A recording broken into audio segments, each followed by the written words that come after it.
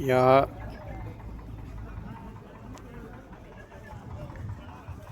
जो स्तूप है कोल्हुआ का स्तूप है, जो सम्राट अशोक महान द्वारा बनवाया गया है। और इसमें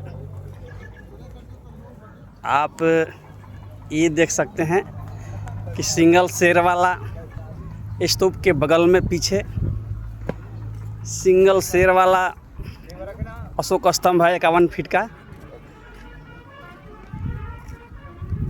और यह वैशाली कॉपी पर आता था, पहले पेपर मिल था, और पहले यह स्तूप को ढक दिया गया था विरोधियों द्वारा, आक्रमणकारियों द्वारा।